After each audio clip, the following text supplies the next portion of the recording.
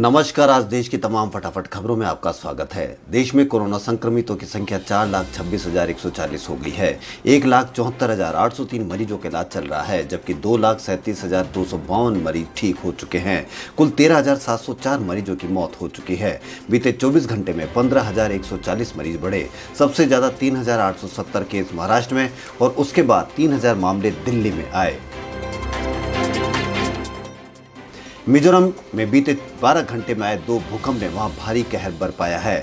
भूकंप की तीव्रता इतनी थी कि मकानों में दरार आ गई। इसके अलावा कई दफ्तरों को भी नुकसान पहुंचा है, जबकि एक चर्च की छत भी उड़ गई। मिजोरम के मुख्यमंत्री जोरमंगथांगा ने खुद इस बात की जानकारी ट्विटर के जरिए दी। उन्होंने बताया कि भूकंप आने के बाद स्थानीय स्तर पर राहत और बचाव का काम शुरू कर दिया गया है। कोरोना संकट के बीच फार्मा कंपनी ग्लेनमार्क की मेहनत रंग लाई है। ग्लेनमार्क फार्मास्यूटिकल की दवा कोरोना मरीजों के इलाज में इस्तेमाल किया जाएगा। कोरोना के हल्के लक्षण वाले मरीजों को ग्लेनमार्क फार्मास्यूटिकल्स की दवा दी जा सकेगी। कंपनी की इस कामयाबी से सोमवार को ग्लेनमार्क के शेयरों में तेजी देखने को मिली। 23 जून से शुरू होने वाली ऐतिहासिक जगन्नाथपुरी रथ यात्रा को सुप्रीम कोर्ट ने हरी झंडी दे दी है। कोर्ट ने कुछ शर्तों के साथ यात्रा को इस साल भी निकालने की अनुमति दे दी है। आदेश में कहा गया है कि कुछ शर्तों के साथ केंद्र और राज्य सरकार इस रथ यात्रा के लिए कोविड-19 के गाइडलाइंस के तहत इंतजाम करेगी।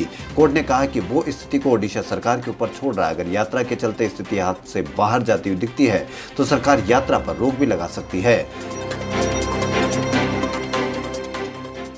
महिला संवैधानिक गृह मामले में राज्य महिला आयोग ने कानपुर के डीएम से रिपोर्ट तलब की है। कानपुर के राजकीय बालिका गृह में 7 लड़कियों की गर्भवती होने के बाद महिला आयोग ने यह रिपोर्ट तलब की है। कोरोना जांच के दौरान यहां 2 नाबालिगों के गर्भवती निकलने से हड़कंप मच गया था। दोनों नाबालिगों 8 और एक HIV पॉजिटिव तो दूसरी हेपेटाइटिस C से ग्रसित है।